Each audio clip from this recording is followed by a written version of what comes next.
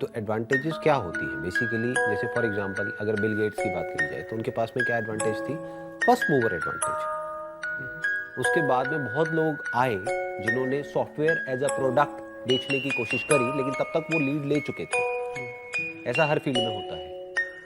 अगर आप हमारी भी बात करो तो जिस वक्त हम आए उस वक्त इस फील्ड में देयर वर पीपल जो पहले से कर रहे थे, लेकिन कोई भी उस तरीके से नहीं कर रहा था जिस तरीके से हमने किया। तो आप कह सकते हो एक वे में कि हमको फर्स्ट मूवर एडवांटेज मिला, क्योंकि जिस नीश को हमने पकड़ा उस नीश में कोई और नहीं था। तो we got that first mover advantage. और आज अगर कोई आता है तो उसके लिए इतने बड़े लेवल पे एक उसको बिल्ड करना it's going to be very very challenging. Sir उन्होंने मतलब पूरा अच्छे से बताया, पूरा चैप्टर था बिल गेट्स के ऊपर कि जब कंप्यूटर कि एक्सप्लोड हो रहे थे, कि स्टार्टिंग ही हुई थी, तो कुछ 5 या 10 स्कूल्स में ही थे कि उस टाइप के पीसीज थे जो कि आगे जाके बने। उनमें से एक में बिल गेट्स थे। ऊपर से कि फैमिली का भी कि फुल सपोर्ट और वो सारी चीज़ें, कि बहुत कम चांसेस थे ना कि किसी बंदे के यहाँ पर उस जगह पे पहुँचने के। तो इसलिए वो कि अगर वो कहीं और पैदा हुए होते, उस स्कूल में ना होते, तो बहुत बड़ा कि एडवांटेज थी वो और किसी भी बंदे से। नहीं, अगर आप ध्यान से देखोगे तो वो अकेले नहीं थे, और भी उनके जैसे बहुत सारे लोग थे जो उन्हीं के बैकग्राउंड से थे या उनसे ज़्यादा क्वालिफाइड थे, उनसे ज़्यादा उनकी ट्रेनिंग हुई थी, उनसे बेटर उनका एजुकेशनल बैकग्राउंड था, उनसे ज़्यादा उनको नॉलेज थी, लेकिन फिर भी वो आगे निकल गए, वो नहीं निकल पाए। उसके पीछे क्या रीज़न है? कोर्स उन्होंने कि हार्ड वर्क किया होगा और वो एक्सट्रीमली स्मार्ट होंगे। हाँ, ये थोड़ा सा यहाँ पे समझना पड़ेगा कि हम हार्ड वर्क को बहुत ज़्यादा इंपॉर्टेंस देते हैं लाइफ में। It's not so much about hard work जो उन्होंने किया या और भी किसी ने भी किया या वॉरेन बफेट ने किया। अगर आप वॉरेन बफेट की अभी बात कर रहे थे थोड़ी देर पहले, अगर उनकी भी बात करें तो क्या हार्ड वर्क किया उन्होंने, अगर आप उनको ध्यान से पढ़ेंगे, उनकी बुक्स को पढ़ेंगे, स्टडी करेंगे, समझने की कोशिश करेंगे डिटेल में, तो उन्होंने एक्चुअल में कोई हार्ड वर्क नहीं किया। हार्ड वर्क मतलब फिजिकल लेबर या फिर माइंड वाइज बहुत ज़्यादा, जैसे कोई साइंटिस्ट है उसको आप कह सकते हो हार्ड वर्क कर रहा है, मतलब 20 साल तक कोई रिसर्च करी जिसके लिए हज़ारों बार एक्सपेरिमेंट किया, हज़ारों बार फेल हो गए, फिर जाकर के फाइनली कुछ ऐसा डिस्कवर किया जो आज से पहले कभी नहीं हुआ था, उसको आप कह सकते हो हार्ड वर्क। वॉरेन बफेट ने क्या किया, बेंजामिन ग्राम, उनकी एक बुक है द इंटेलिजेंट इन्वेस्टर, राइट, तो वो उनके गुरु हैं, राइट, पास जाके ही उनके पास जाकर के सीखा, नंबर 1। तो उन्होंने क्या किया, एक सिस्टम जो पहले से बना हुआ था उस सिस्टम को समझा, मतलब आप कह सकते हो एक प्रूवन सिस्टम जो बेंजामिन ग्राहम ने अपनी पूरी लाइफ में इम्प्लीमेंट किया और उसको सक्सेसफुली इम्प्लीमेंट किया, सिर्फ इम्प्लीमेंट नहीं किया, उसमें सक्सेस को अचीव किया। He achieved close to around I think 21%, more than 21 और 22% ईयर ऑन ईयर CAGR।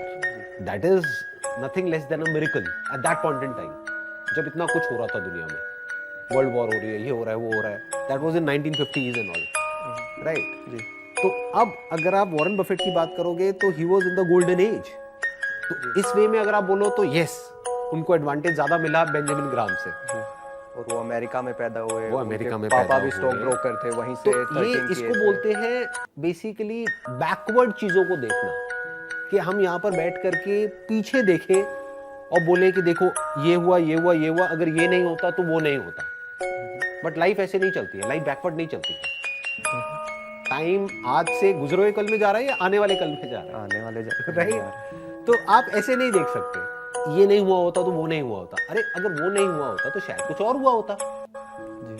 आप समझे, मतलब उनके अंदर, वॉरेन बफेट के अंदर कुछ ऐसा था, कुछ ऐसा उन्होंने सीखा था। अब आप कहते हैं कि भाई उस टाइम पे अगर उन्होंने उन 4 कंपनीज में इन्वेस्ट नहीं किया होता तो उनकी वेल्थ 100 गुना नहीं हुई होती 10 साल में। तो 4 में नहीं किया होता तो किसी और में किया होता, 100 गुना नहीं होती तो हो सकता है 200 गुना हो गई होती, 200 गुना नहीं हुई होती तो हो सकता है 50 गुना हो गई होती, राइट। तो you are getting where I am coming from.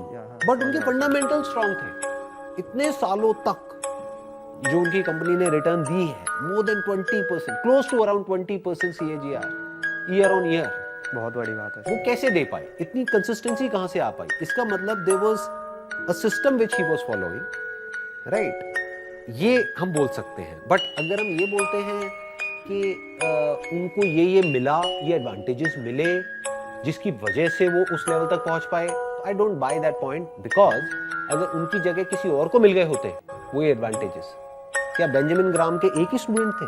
क्या उनके सारे एक ही स्टूडेंट थे? नहीं, बहुत सारे। पर सारे वॉरेन बफेट क्यों नहीं बन पाए?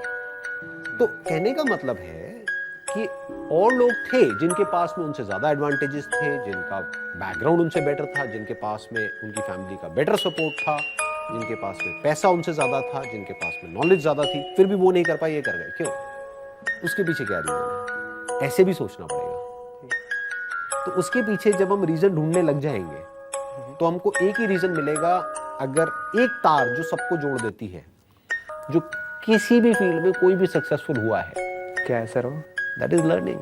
अपने फेलियर से भी सीखना, अपनी सक्सेस से भी सीखना, दूसरों की औरों भी के गलती, फेलियर से भी सीखना, दूसरों के औरों की success सक्सेस से भी सीखना। इसके अलावा क्या है बताओ?